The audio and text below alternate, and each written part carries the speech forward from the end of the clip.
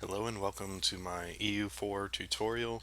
I'm going to be playing on the 1.13 release with AC14 checksum. These are the things that I want to highlight in the game. If you want to read this list, just pause it and you'll be able to read the different things I'm going to go over, but I'm going to go over it all in this order. So let's get into the game. First thing you'll notice is there are a lot of nations to play from. Some of them are easier than others, and some actually have special mechanics. We'll get over all that later. First thing on the list is the government types and their leaders.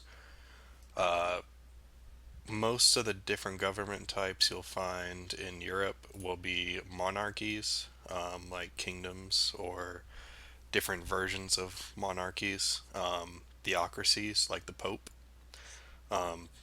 Kingdoms are inherited linearly, so just like CK2, your heir will come to power once you die. Theocracies are actually randomly generated leaders whenever they die, and they're supposed to be quote unquote elected, but it's really just a randomly generated leader. And then you have republics like Florence, which are truly elected leaders. Every 4 years, you'll get an event that lets you choose at one out of three people, or you could keep your old person that's ruling your republic, but you have to lose Republican tradition, which we'll go over that later too. Then you have the these are pretty much just kingdoms, but not full-fledged kingdoms like this up here. You actually have to reform your government into a kingdom. Well, Mali starts as an actual kingdom, but tribal kingdom is what I was talking about, where it's not a true kingdom. The hordes over here, like Kazan, Nogai, Golden Horde, Uzbek, and all these over here too. They and Timurids. They also have pretty much which is a monarchy, like the heir inherits a throne. But if you don't have an heir, when your king dies, or you have an heir that's not come of age, a randomly generated ruler will be appointed to rule your country. Then you have over here in the New World, the it's pretty much a monarchy as well. Although they yeah, right here in Central America and South America is pretty much monarchies. Then you have the tribal chiefdoms, which are everything that is like the Native American tribes. They are randomly generated rulers too. They don't inherit. Like if you have an heir, you don't really inherit. So that pretty much does it for the government types and way inheritance works. I'll get to personal unions and vassalization later in the tutorial, which has to deal with inheritances and heirs. One thing I wanted to talk about is the different continents. Obviously, you should probably know the continents: Europe, Africa, Asia, Australia, Antarctica isn't on here, South America, and North America. A trick with continents is if it's overseas, distant overseas, you actually get a 50% reduction in coring cost, and we'll get to coring later. But coring cost is extremely important. You want to keep it as low as possible because it's really expensive. So in my Mamelukes game, I made a vassal right here out of Karaman. I gave him all of this land right here, which split my land between Africa and Europe. So everything that I took that was on the opposite side of Karaman, so anything in Greece, actually had a 50% reduction in coring cost. But also, you get less money out of it as well, through taxes and trade. But once I integrated Karaman, it no longer became distant overseas because there was a continuous border between the two continents. So if you want to keep coring costs low, you could choose to do that, which will reduce your income from these provinces, but it'll be a lot less admin points to core it. Um, let's see what's next. Oh, the HRE. The HRE is everything that's green, orange, and blue, and red is the Emperor in this map mode, the Imperial map mode. Green are just members. These hashed lines mean that this province belongs to the HRE, but who owns it doesn't. So Venice doesn't belong to the HRE, but he owns this land. And these are a special case over here, though, because Burgundy actually has a personal union over these HRE countries.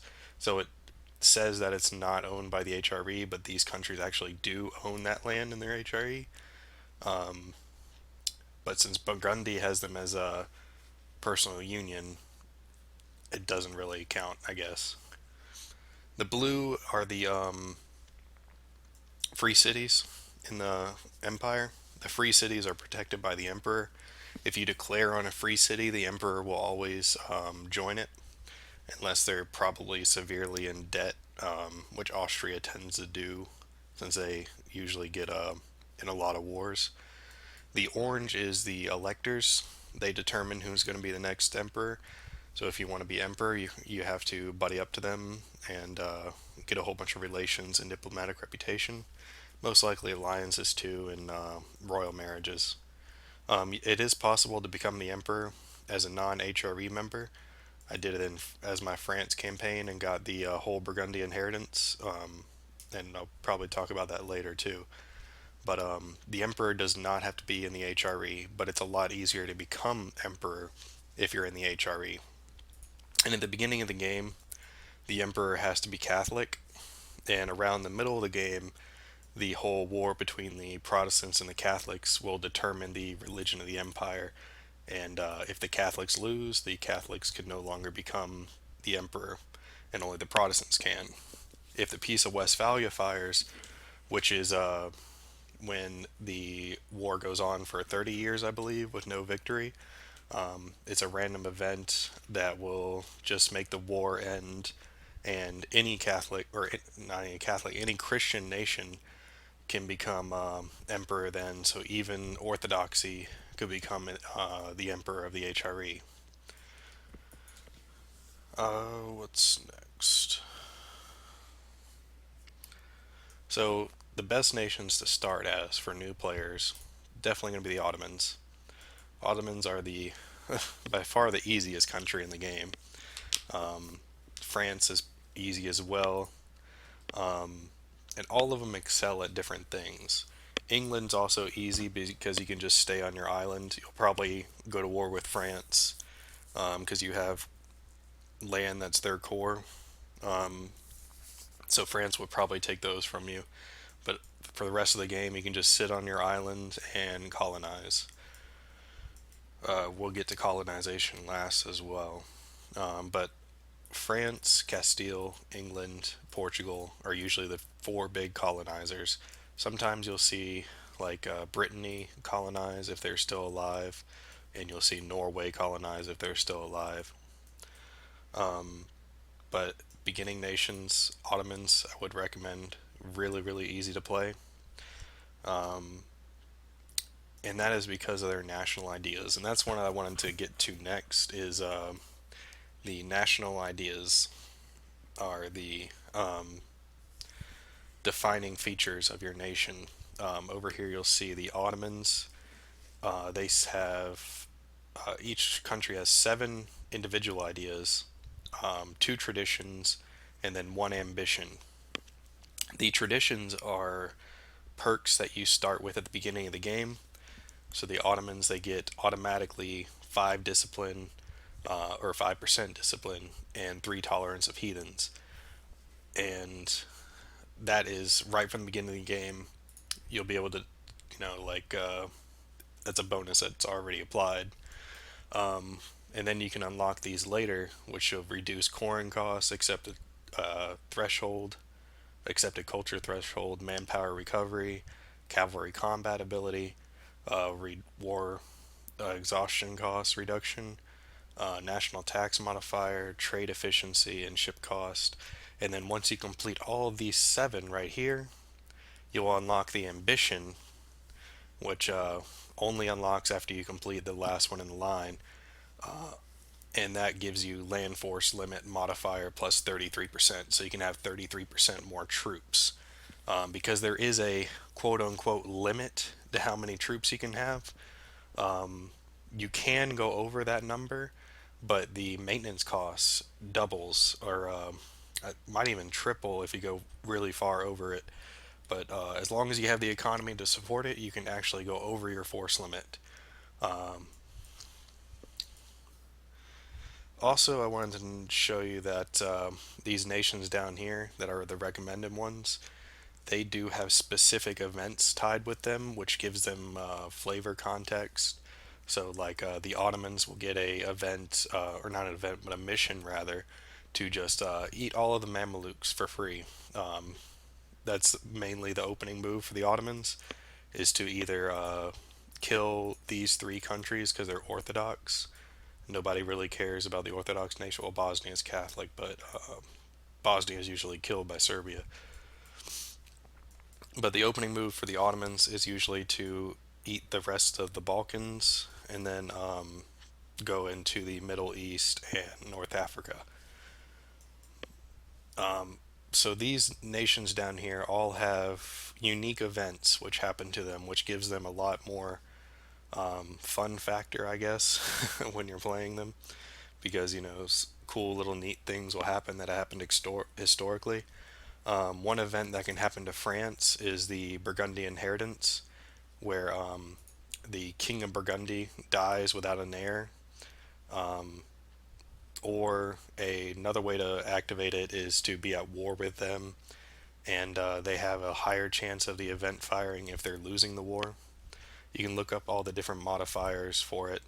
I don't really want to go over it, but when the Burgundian inheritance fires, all the land that's not in the HRE goes to France. Flanders actually goes to the Emperor as well. So Austria, if they stay the Emperor and the Burgundian inheritance fires, Austria gets all this land for free. Flanders, Holland, Brabant, and all this other stuff that's inside the HRE. And then the rest of it goes to France for free. You don't even have to pay coin costs. And another one that can happen to France is Naples falls into a personal union if they break free from their union with Aragon. So those are just neat little things that can influence which country you play.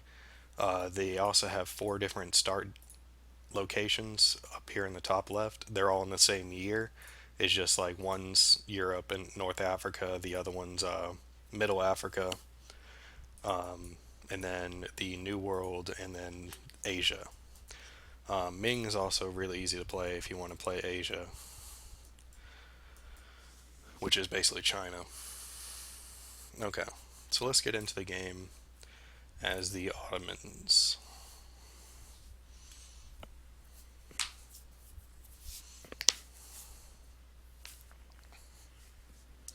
Holy crap, my computer is slow. There we go. So one of the first things you'll notice is the UI is similar but not the same to CK2 if you're coming from CK2. You have your portrait up here, the name, how much money you're making, and the income that you're getting. This number is actually wrong whenever the income is wrong whenever you load up the game because the game hasn't processed everything yet. So it says that I'm making 13 per month when I'm actually only making 7. But once I unpause, it'll actually correct itself. This is your manpower modifier. This is a measure of all the troops in your country that can fight. So right now we have 22,000 troops in reserve. And then we have, was that 26? Yeah, 26 troops that are actually able to fight, that are actually raised right now. If this unit was to go into battle and take damage, the troops would be replaced by this number. When that reaches zero, you can no longer reinforce your units. They will actually stay damaged until that number goes back. And currently, we gain 214 men per month, and our maximum cap is 25,000 people. So we can only have 3 more thousand troops before we reach cap. And generally, you don't want, I mean, you can sit at the cap, but if you're about to reach cap, you might as well just train a few more troops, unless you're over your force limit. Next up is stability. Stability is a measure of how your country is faring overall. If you have positive stability, it'll reduce your revolt risk and give you more taxes and missionary strength. But however, each level that you raise it, it can go up to 3 stability. Each level that you raise it, it costs more admin points to raise. There are some things that can modify how much it costs, like ideas and events, and also you can get free stability from events, but most of the time there are events that decrease stability. And if you're a kingdom and your king dies, you actually lose 1 stability. If your king was leading troops, like I just made my king into a general, if he was leading this troop and he died, I would actually lose 2 stability instead of just 1. So that's something to keep in mind whenever you have your king fighting, because the stability is expensive to raise. Stability is also, yeah, there's a whole bunch of modifiers. I might actually go over that in the stability and expansion section. Your prestige is gained or lost through events and wars, also insulting rivals. And what it does is it gives you all these good benefits that are highlighted in green. And then you'll see what's affecting your prestige. It can only cap at 100, unlike in CK2, where pretty much you could have as much as you could get in one lifetime. At 100, you can't go any farther. But having high prestige is really good because it gives you better relations over time, so people will like you faster, and it gets rid of your aggressive expansion faster. And you also get more morale of navies and armies too, which is really, really good for combat. Legitimacy is a measure of how how legitimate your king is, and you can lose legitimacy through events and royal marriages. Actually reduce your legitimacy by 5 whenever you get a royal marriage. So keep that in mind whenever you're accepting one. Having 100 legitimacy actually gives you a modifier to national unrest, and it gives you diplomatic reputation, which we'll get to diplomatic reputation later. Power projection is a measure of how powerful your country is, or how much you've expressed how powerful your country is to other countries. Yeah, I guess that's a good way to explain it. You can gain it from humiliating your rivals in a war. You can gain it from insulting your rivals, and you can gain it from taking land from your rivals. When you reach 25 power projection, you get a free military leader. And by free, I mean that there's a cap on how many leaders you can have. Your king doesn't count as part of that cap. So right now we only have this one actual general. If I hire a second one, I'll have two out of one, and it'll actually decrease the amount of military power I get per month. We'll get to the power as well here in a second. But see that -1 right there for 2 out of 1 leaders. And when you get to 50 power projection, it actually gives you +1 power to each one of these categories per month. And then you can see what also decreases your power projection, and it can never go below 0 unless you lose a war that and you're humiliated with it. You can never actually go negative. I've never gone negative because the AI doesn't usually humiliate you if you lose a war. The merchants are tied to the trade window, and I'll go over all this trade here probably later in the video. That's actually pretty hard to explain. The merchants, you only have two base amount of merchants. You can get more through ideas and events and colonies.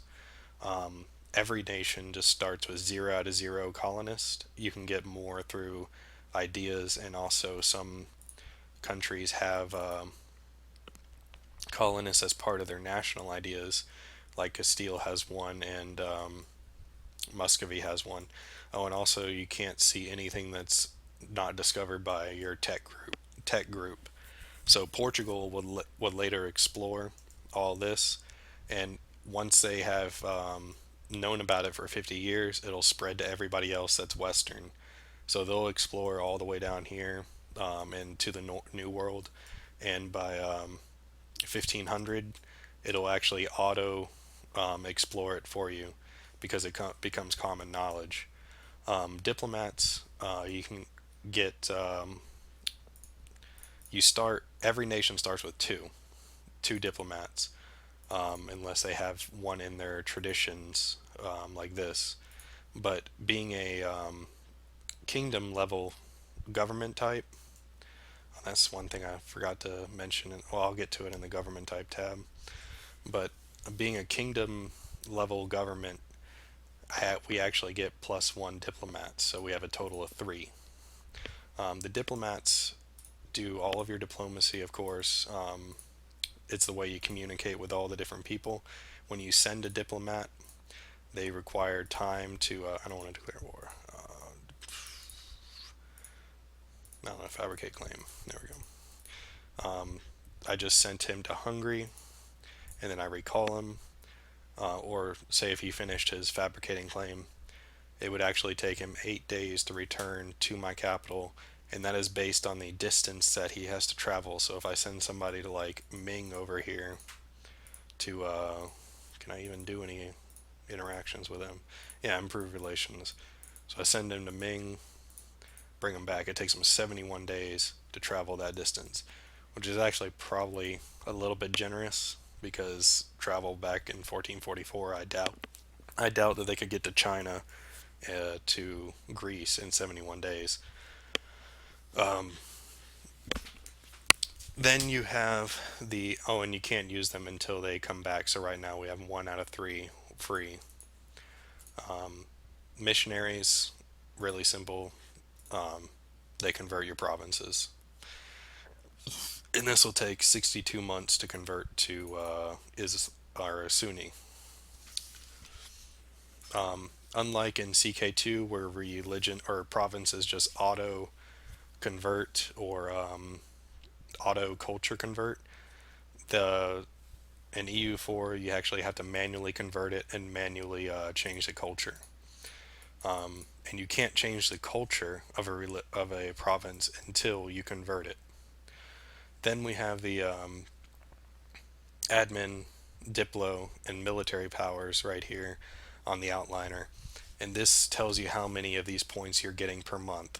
These can be spent on technologies, raising stability, coring, a whole bunch of good stuff. Most useful thing for them, for admin points, is coring in technology, and raising stability whenever it's negative. Diplo is probably the least important out of the three. You can survive without Diplo or diplomatic power. You'll just be a little bit behind in technology. The military power one, though, is probably the most important. You never want to fall behind in military power. If you fall behind in military tech, your country will be getting its face smashed in by all the other people around them. Then we have these notification area where This just means that I have too few rivals. I'll get to rivals in a minute. We can convert a province. We have no advisors. Our truces are about to expire. We can build stuff. We can take decisions, and we can take a mission. Then we have this the pause speed button over here.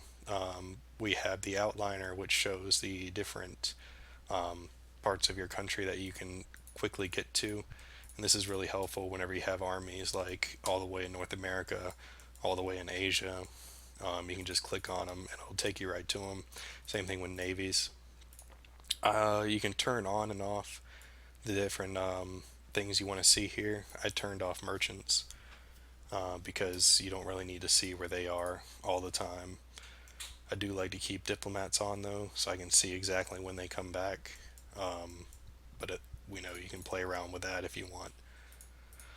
The next up is the map down here. You have the different map modes. Trade is the only way to see the trade map mode, but terrain and political map mode pretty much the same, just pretty colors. Then you have the HRE map mode, so you can see who's in the HRE. Then you have religion, Diplo, and if you want to see a bunch of different other ones, there's ones right here. A couple really good ones to look at are culture, so you can see where the different cultures are. And then if you click on a specific culture, you can see which other ones are in that culture group. So Turkish, Azerbaijani, and Turkmeni are all in this culture group. Same thing with like Italian. All these are different cultures, but they're in the same culture group. And then you have accepted cultures, which is right below it, and that shows you which cultures are accepted. Like Turkish is our primary culture, so it's light green, and then dark green are cultures that are big enough to be accepted, but not big enough, or not exactly our main culture. And then if one shows up blue, it would if we owned Azerbaijani culture. If one showed up blue, that means that it's a non-accepted culture, but it's in your culture group. And then there's a whole bunch of different stuff like winter map mode, so you can see that Russia's actually cold and Germany's cold. Climate, all these other ones are pretty useless.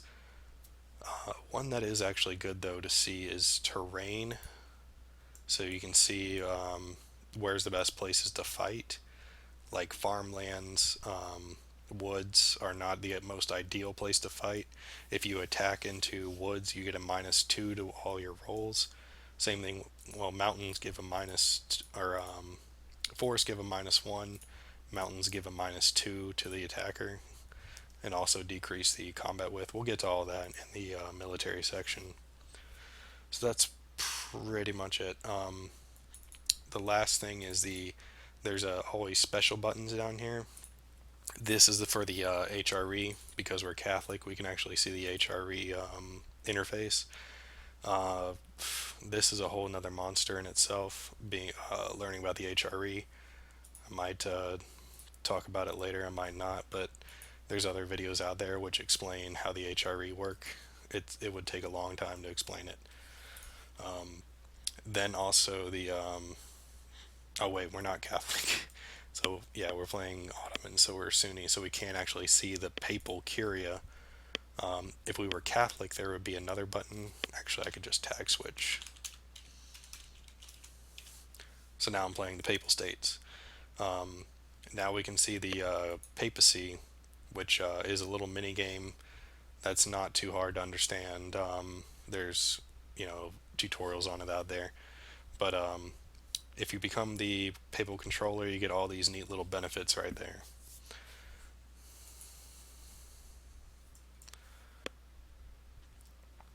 And it's only for Catholics. Ming has something similar to the HRV mechanic somewhat. Same thing with like the Hansa, they have a special mechanic as well down here. Just certain countries actually utilize those. So next thing on the list is going to be the tabs for your nation. You can always get it by pressing either like F1 or F2 to bring up the quick shortcuts. But another way to do it is just hit this symbol right here in the top left. And these are all the different tabs which govern your nation. The first one is government. Um, you can switch, well, the Pope can't switch governments, but let's tag switch back to the Ottomans. Oh, wait, no, it's a tur. Um, so the Ottomans were a sultanate right now, um, which is a despotic monarchy. If we had the technology, we have to get to, well, actually, if we had two more admin points, um, we could actually switch to a feudal monarchy. Um, this shows you the requirements to be these different government types, but to change them, all you have to do is hit the change government button, and you can see the different modifiers that it gives. Like being a sultanate right now gives -1 on revolt risk and -10% unjustified demands. And I'll go over all those different terminologies later too. It's kind of hard to explain those because there's a bunch of them. These are your advisor slots. These are randomly generated people that give different bonuses over time, like yearly prestige +1. So I'll get +1 prestige per year if I hire this guy. But I mean, I'd still be losing 0.23 prestige just because of all that other negative stuff. You can fire them if you don't want to hire them. You just have to pay for their price cost. And then the next month, you'll get a new randomly generated person. Um, their costs to upkeep are based on their proficiency and admin skill, or proficiency in their skill. So this guy costs 16 gold, and he gives +1 admin points per month. So if I were to hire this guy, I'd be getting 8 admin points per month instead of just 7. And also I get his bonus, the +1 prestige. This guy is 47 ducats and is gives +2. This guy's 144 and gives +3. And you also have to keep in mind their maintenance costs. So he would cost 1 gold per month. He would cost 4 gold per month, and this guy would cost 9. Generally, in the beginning of the game, you want to just go with all level 1s. So, like, hire that guy, that guy, that guy, and I'd take more time to look at them later. But then I'd be getting +1 to all of my points per month. This is your country modifiers. It'll keep track of all the different modifiers that your country has. Like right now, I have +1 missionary strength, which is only a temporary modifier. Um, this shows your current ruler, and he is a really good ruler, and he's only 12 years old. But he's a 556, and the maximum you can have is a 666. Um, and your ruler's points, these are your ruler's points per month. So he gives 5 admin points, 5 diplo points, and 6 military points per month. That's basically all your ruler is good for, is generating points. If you have a very shitty ruler, like England starts with a 000, you're going to be falling behind in technology and ideas, and you won't be able to expand because you don't have the points to do it. Um,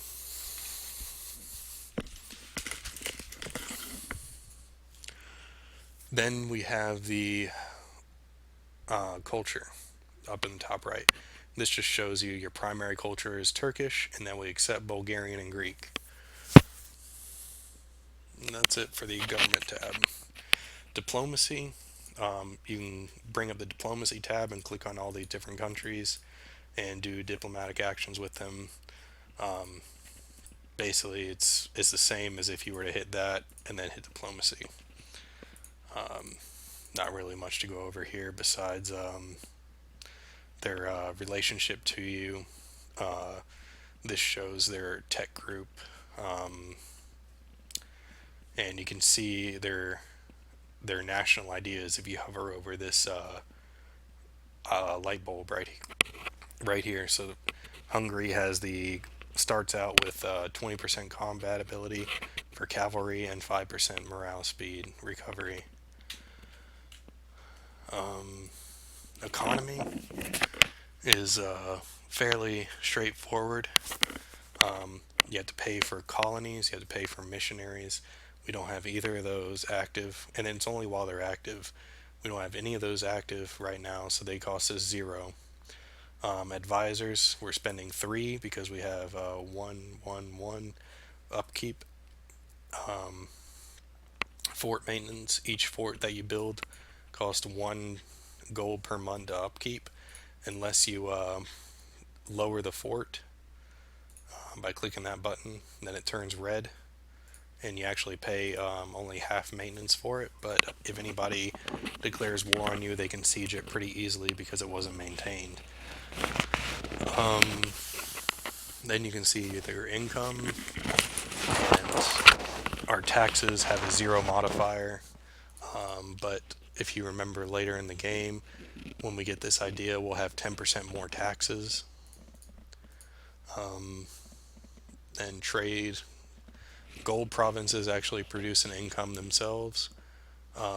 So, oh yeah, another good map mode is the trade goods map mode. You can see which goods are produced throughout the whole Europe. Kosovo is a gold province, and these yellow ones are gold provinces. So if you were to take those, they would actually generate an income themselves, which will give you a pretty nice boost to your income.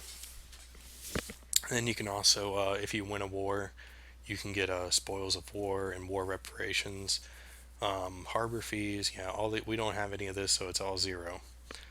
And then you can take a loan. You can take loans are 5 years long, and their interest is modified by your national ideas. Like Holland has a idea that reduces how much interest you have to pay. But you can take, I think, up to 25 loans before you go bankrupt. But the more loans you take, the more interest you'll have to pay per month. So you have to keep that in mind. But if you really have to win a war, you can take a whole bunch of loans and buy mercenaries. And then you have to the repay loan button. And while you're at war, you can raise war taxes, which gives these two modifiers: land maintenance and naval maintenance modifier. And that costs 50 military power to activate. You can see your war exhaustion, and you can see your total provinces. Right now we have 27 provinces, and our total development, which is a measure of all the base tax, manpower, and production in our country. So out of 27 provinces, we have 293 development. This is your inflation chart. It shows your inflation over time, and it'll be like little mountains or like a straight line sometimes. But you can spend admin points to reduce inflation. But inflation, all it really affects is how much your troops cost whenever you buy them, and how much buildings are. So if you have 5% inflation, buildings will cost 5% more. That's basically all that number is for. Just a way to keep track of how much inflation you have. Trade window. I don't really use this node right here. I use the map mode to figure out where to put my merchants. But you can see all the different modifiers that your country has towards trade. Trade efficiency affects how much money is you actually gain from each trade node. Your trade range just shows how far away you can send your merchants. Trade steering determines how much money you can send down the line, and we'll talk about that in the trade section of this video. Global trade power is your base trade power in all the nodes. So even though we don't have anything over here in China, we still have 1.3% trade power for some reason. It's really quite funny because, like, even in the trade nodes that we haven't discovered, we still have trade power. Privateer efficiency is how good your pirates are, but I don't really use that too much. Inland bonus is if your main trade node was in a inland node and not on a harbor, like a probably best just bring up that window. So like Genoa, its trade node it ends in Provence, so that's on a harbor. But like Wien right here, like Austria's main trade node is Wien or Vienne. I don't know how to pronounce that, but they get a 50 bonus towards the trade power, so they get an additional free 50 trade power in that node. And we'll go over the trade power and all that and everything. Envoy travel time actually relates to both your how fast your diplomats go to other countries and come back. So if we get there's ideas which gives envoy travel time or lowers envoy travel time rather.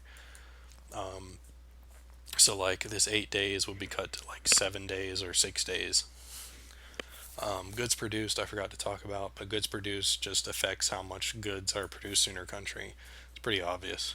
Um, and then you can see your total income from trade right here. And you can see there are embargoes on you and who you're embargoing. So tech is the biggest thing in the game probably. You want to always keep near tech, but some of these other countries that are over here are harder to keep up with tech. But you always want to at least try to be the biggest military tech. The other two are less important. Diplomatic is not really important at all unless you're a colonizer. Then you want to keep your diplotech pretty high. But you spend these monarch points that you accumulate over time on technology. So right now it would cost us 748 admin points to get to level 4 technology. And the modifiers is that we're in the Anatolian tech group, which makes us have to spend 25% more on technology. So the base cost is 600, and we have to pay 25% more minus zero point zero 0.03 because increase over time, so that equals out to 748. If you wait until somebody else around you techs up, so like if I don't know, the Mamelukes go to Tech 4 and you border them, you actually get a 5% reduction. If somebody is more technologically advanced than you that's bordering you, you get a reduce in tech. So I usually store. Oh, yeah, that's another thing I wanted to tell you about. The cap on points will be listed at the bottom. Anatolian Tech Group can save up to 1,200 points. So I usually save up as many points as I can and see if I can get that little reduction, the 5% reduction. But if I'm getting near the cap, I'll go ahead and just take the tech anyways, because 5% isn't really that much. So you can either stay Anatolian and pay 25% extra the whole game, or you can try to westernize. For Anatolian and Eastern tech groups, Eastern only has to pay 20% more. It's not really worth trying to westernize. You can usually get by without westernizing, and there's also a new way to westernize for free, but we'll get to that when we get to the decisions. But back to the technology. It is worth it to westernize if you're a Muslim tech group or Muslim have to pay 40% more technology than the Western techs. Or if you're African country or Indian or basically anybody that's not in Europe, it's good to westernize because you have to pay a lot more points. Like it gets ridiculous. The New World, the Native Americans have to pay 150% extra, so they have to pay more than two times the amount of points that other countries have to pay to tech up. So westernizing, you have to be bordering a country that is 7 technologies ahead of you, and that's throughout the board. So like if I was 3 techs behind in this, 3 techs behind in this, and then 1 tech behind in this, and I was bordering that country, I could westernize. And westernize is a long process that takes 8. Well, each it'll take points over time, basically, until I reach 2,500 points for Anatolian. For Muslim, I think it's 3,500 points, and Eastern is 3,500 too, I believe. But once we complete the westernization process, your technology group will switch to Western, which really doesn't give you anything else but reduction in tech costs for the rest of the game, basically. You won't have to be paying so much more for tech. And that pretty much does it for the tech. You can see all the different modifiers that you get from each tech by looking at this symbol right here. Like when I get temple or tech 4 and admin, I'll be able to build a temple. Tech 4 and diplo gives me a marketplace. Military, I get more tactics and land morale. I'll go all over all this later in the military tab. Ideas I kind of talked about earlier. You start out with your traditions: 5% discipline, 3% or 3 tolerance of heathens, and you have your national ideas. You can get once you reach admin level 5, admin technology level 5, you can get your first idea. And these are the ones that you choose. You can choose up to 8. They're unlocked at different admin levels like 5, 7, 10, 14, 18, 22, 26, and 29. So these are really, really late in the game. But these idea groups, you can choose things to define your country. I don't know, more to your playstyle, I guess. Like admin ideas, they take admin points. Each idea costs 400 points to get. So let me just cheat real quick.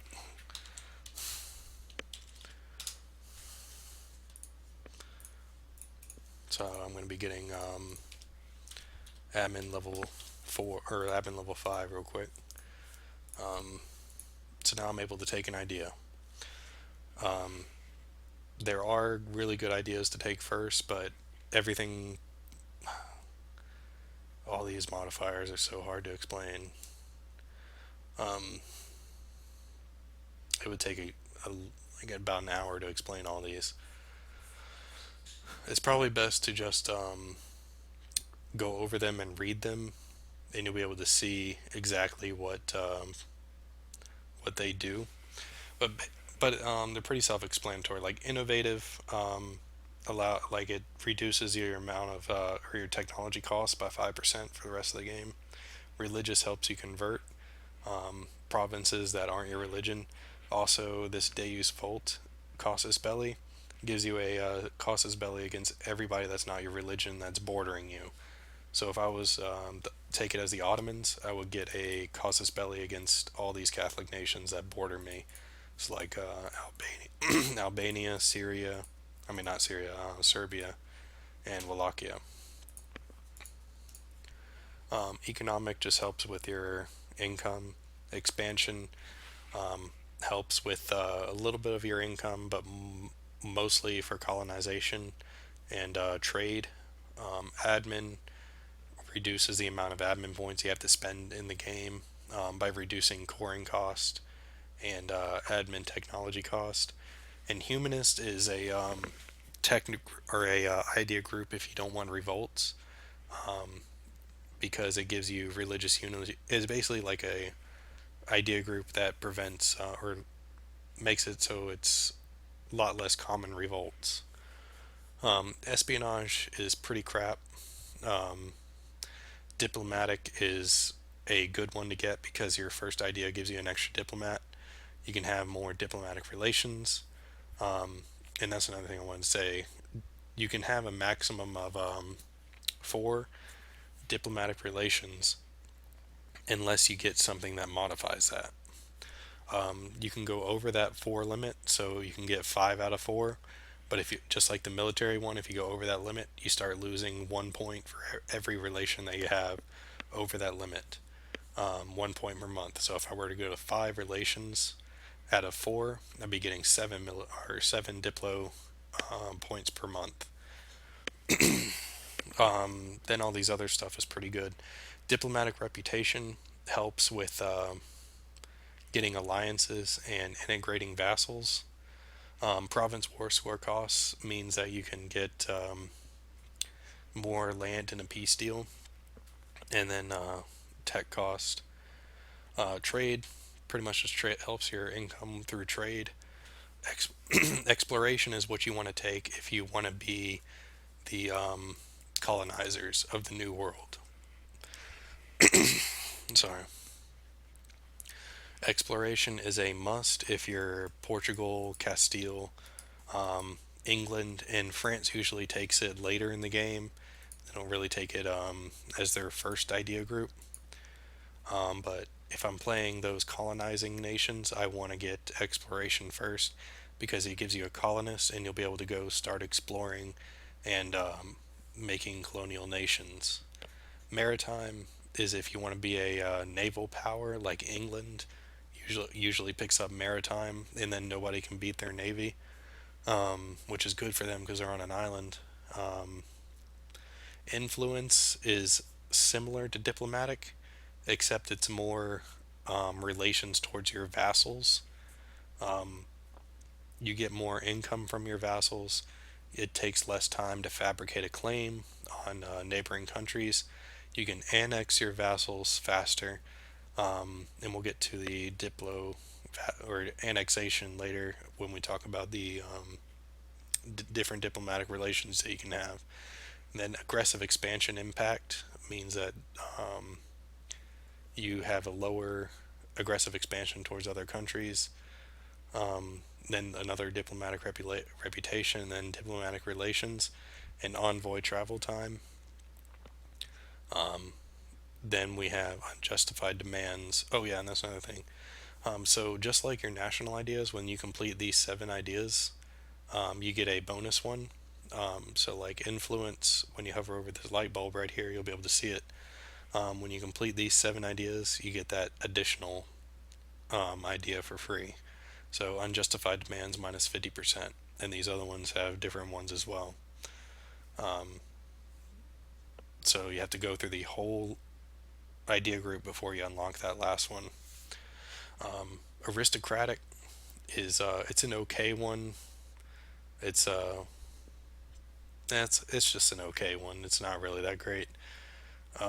Offense is really good if you want to be aggressive, because you'll be able to siege down forts faster, and you'll be able to have more discipline. And we'll explain why that's so good later on when we do the military one. That discipline is really really good.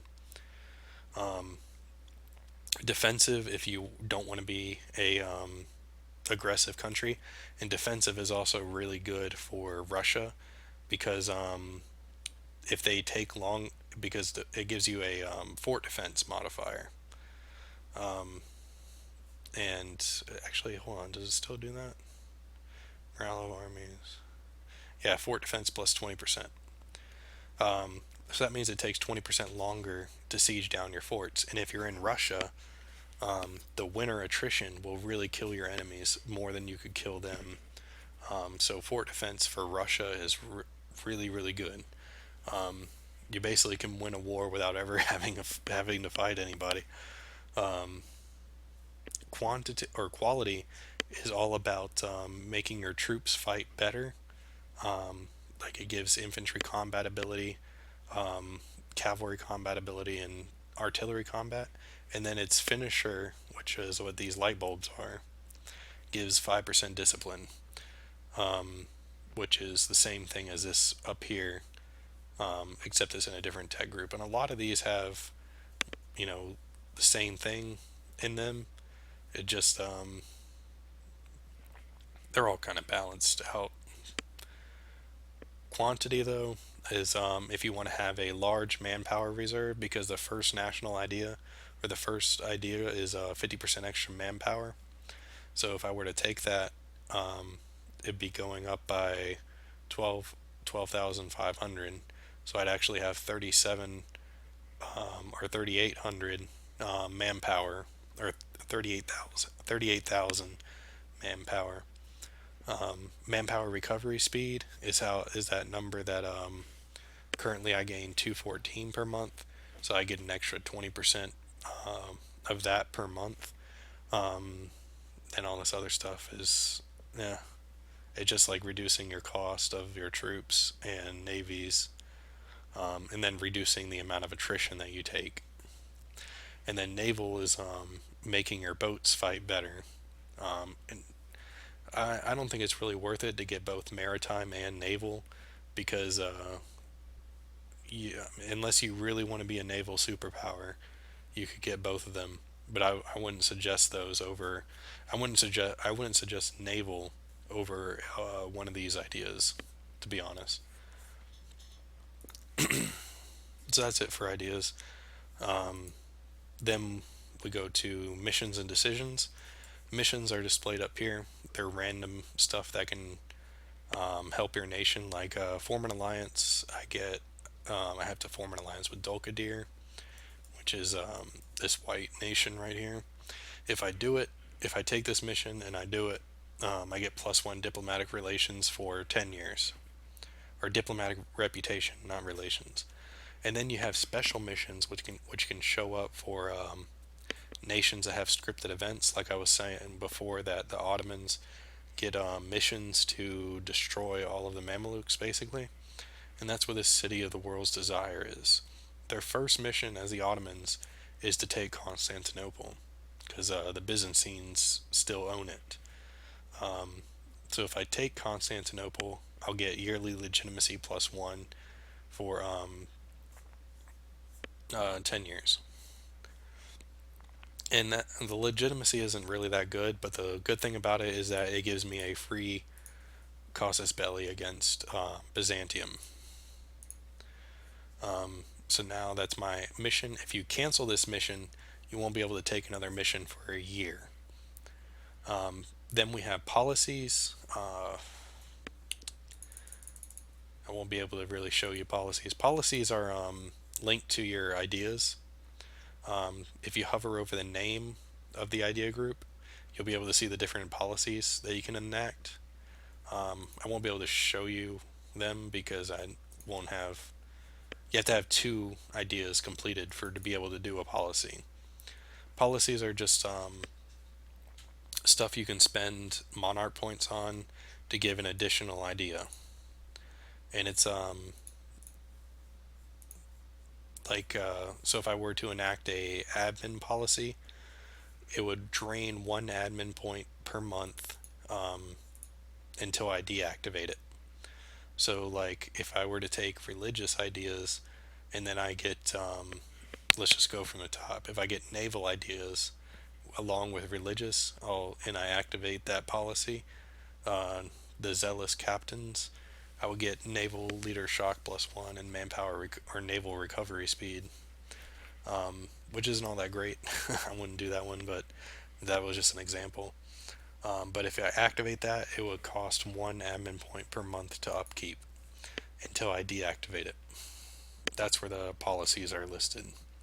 These are national decisions down here, and they're if you meet certain requirements, you can do them. Like you'll be able to see the requirements if you hover over the question mark, and you don't always have to do them. Um, like this accept cultural shift. I could culture shift to Greek and make Greek my primary culture. But if you don't want to do it, just hit the little yellow button, and it won't ever show up here. Like if I hit the yellow button on all these, um, that goes away. This just tells the game that you don't ever want to enact that decision, and then to stop bothering you about it. But you can enact these if you want to. Just read them and see if you actually want to get them. And then you'll be able to see ones that you can activate but don't actually have the requirements yet. And the Western focus is what I was talking to you about, the free Westernization. Only the Ottomans, or sorry, not the Ottomans, only the Anatolian tech group and Eastern tech group can do this. You have to own one of three cities, either Danzig, which is up here, Prague, or Wien, or Wien. I don't know how to pronounce that. You have to own one of those three cities, and it has to not have any revolt risk, which takes 14 years after you take the city to go away. It's either 14 or 15. So you have to hold the city for 15 years.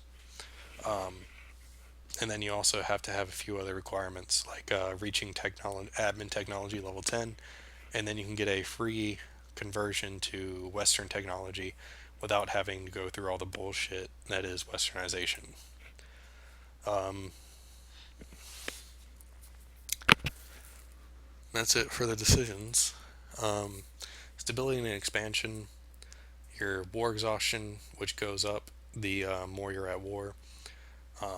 It's really bad if somebody sieges down your capital. You'll get a lot of war exhaustion, and war exhaustion just adds to how much your stability cost, how much your coring cost is. Gives you a lot of revolt risk if it's really high. It's just generally bad to stay away from. Disasters are bad things that can happen to your country, and you'll be able to see the modifiers right here. And there'll be a pop up that comes up if you're about to go into disaster. Like a civil war would happen if I have legitimacy less than 50%, and my autonomy is 20% or higher. And if that were to fire, I would get 10 revolt or 10 national unrest until the civil war is over. Which there'll be a whole bunch of events that would happen that would determine different stuff that happens in the civil war, and eventually you would get out of it. But it would leave your country pretty bad if you were to go into one of these disasters. Stability, like I was talking about before, gives you all a bunch of good benefits. Its cost for increasing is affected by a bunch of different things like ideas, and if you already have stability, like if it's already stability plus one, it it would cost more to raise it to plus two. If it's negative though, like if it's -3, it wouldn't cost. It would cost the same amount to increase it from -3 to -2, from -2 to -1, and then -1 to 0. But once you get to the positive stability, it costs 50% more each time that you level it up. You want to generally stay at 0 or higher. You don't ever want to stay below 0 stability if you can help it. Expansion shows your colonial range, which is how far you can send your colonist. So you can't send anybody to North America unless you have the colonial range for it. And there's a map mode for it, this button right here. And if you hover over it, you'll be able to see the effective distance. Like this province in Egypt right here is a distance of 53, and our colonial range is 160. So if we were to attack them and take that province, we could core it. And also, like if you were playing Spain or Castile or Portugal, you could see how far you can send your colonists. Global settler increase is just how many settlers arrive uh, in your colony per month, and it takes 1,000 colonists to make a city in the game. So 25 per month, and you have to get to 1,000 people. Administrative efficiency is something that doesn't really happen until later in the game. You get it reduces the amount of points that you have to spend on coring. It also increases your colony's liberty desire, making them want to break free from you. So it's a double-edged sword, and it's tied to technology. When you reach admin technology level 17 is when you get your first level of admin efficiency. It's unavoidable unless you just don't tech up. but it's a good modifier because with less coring costs, you can expand faster, and you can always just like if your colonies revolt against you, you can always just go beat them up. Um, Overextension is it's just a menu interface that shows you the counties that you haven't cored. Um, Coring, I'll get to later. And then this window right here will show you all the rebels that are possible in your country. Rebels usually come from taking a country. Like if I were to fully annex Serbia, there'd be Serbian rebels wanting to break free. Um, the religion tab shows your religion of your country. We are Sunni, which gives these modifiers. Each religion has their own modifiers, and you'll be able to see which ones, like Catholic, I think gives like tolerance of true faith. But Sunni gives us tolerance of the true faith +1, which lowers the revolt risk of every Sunni province. And we'll get to that tolerance here in a second. Chance of new heir just means like how every month you have a chance to generate an heir if you don't have one. This 100% means that basically we'll always have an heir. Like if your old heir dies, you're pretty much instantly going to have a new heir. Um, but for Christian nations, though, your king can actually possibly die without an heir. Like Austria, they don't have an heir when they start the game, no legal heir. So they have to actually get royal marriages, and royal marriages increases your chance to get an heir per month by 20%. So you have to get 5 marriages to equal um, how much bonus you get from having or being Sunni. Um, so then the tolerance right here is how tolerant we are of other religions. Sunni, which is our primary faith, we really like. We have 5 tolerance, and the tolerance means that the it'll be 5 less revolt risk in a Sunni province. Um, Shiite province and Abadi provinces, which are the heretics of Sunni, we have a -1, meaning there will be actually a more revolt risk in those provinces. Tolerance of heathens, which is everything that isn't Muslim, that we're doing because we're the Ottomans. Um, we actually have a +1 tolerance of because of our traditions. It gives us a tolerance of heathens +3. So our base value is a -3. Our traditions give us 3, and our legitimacy gives us 1. So actually, all these Orthodox provinces that we have actually have a 1 less revolt risk than it would be if we took like a Shia province. Actually, it'd be 2 less because it yeah, just do the math. But um, so tolerance of the faith affects revolt risk.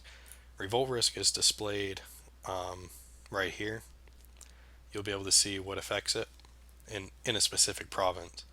Um, our religious unity slightly increases it. Our tolerance reduces it by 1 because we have a 1 tolerance of it. Um, and government form reduces it by 1 and legitimacy by 2. If if this province was really high unrest, actually I could show you like 6 unrest.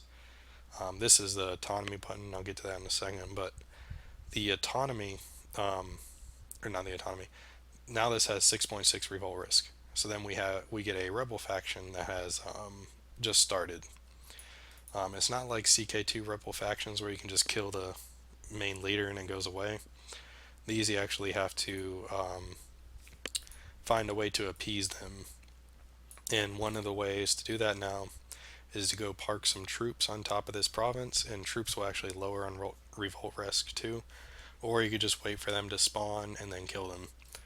Um, and it's not like CK2 where your country will actually break into like smaller little countries and revolt against you. It's just like a stack of units just like these that spawn in that province, and then you kill them. And once you have a revolt in a province, you can't have another revolt for 10 years, I think, 10 or 15 in that province.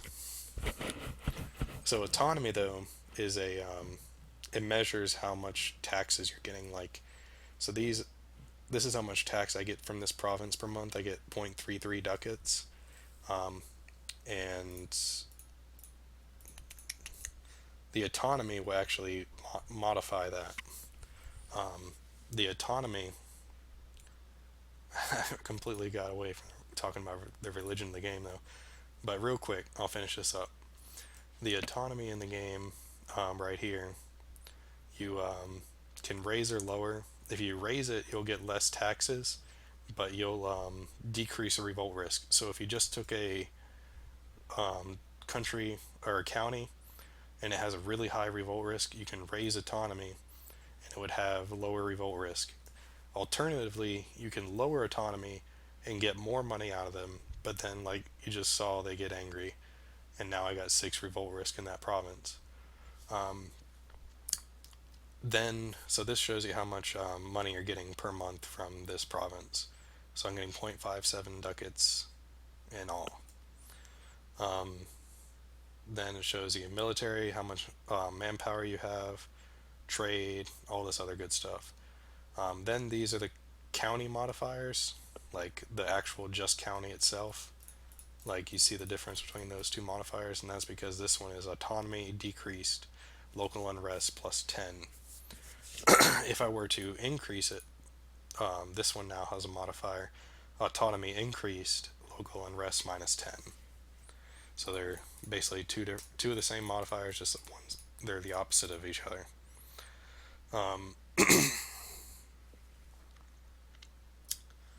Oh, one more thing, development. Like I was saying earlier in the economy tab is up here.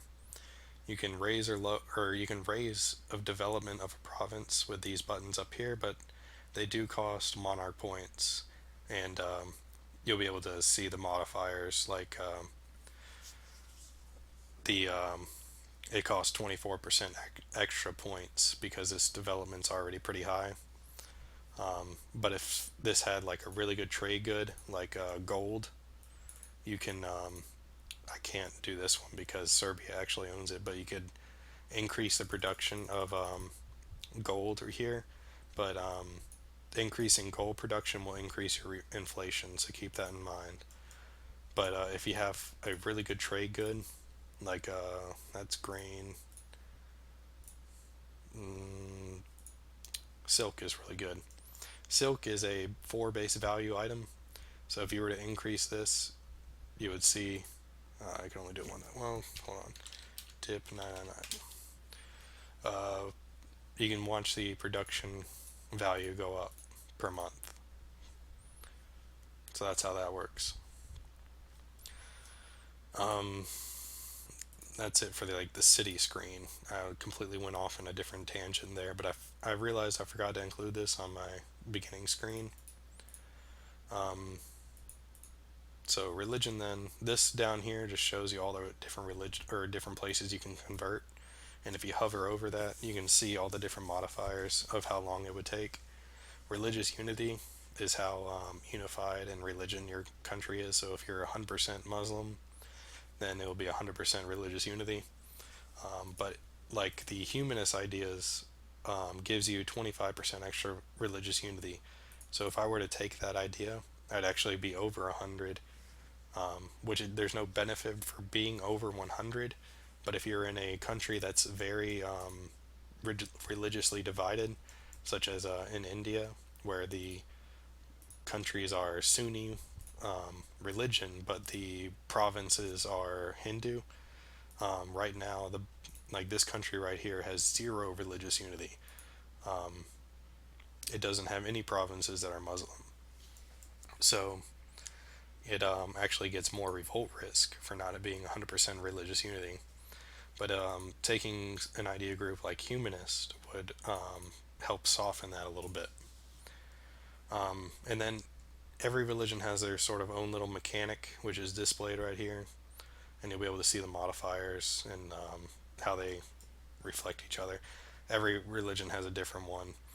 Defender of the Faith is something only Muslims and Christians can do. But if you have 500 gold laying around, you can get all those neat little modifiers right there. But if you do become the Defender of the Faith, keep in mind that you have to defend anybody that's attacked by anybody that's your religion that's attacked by somebody that's not your religion. So if Castile attacked Morocco, I would have to defend them if I was Defender of the Faith. So that does it for religion. Military. Oh gosh, this is a beast in itself. You can see how much they cost to train. You can see their combat ability. Right now it's zero because nobody, we don't have any combat ability ideas, and that comes from ideas only. Combat ability basically modifies how much damage your troops do.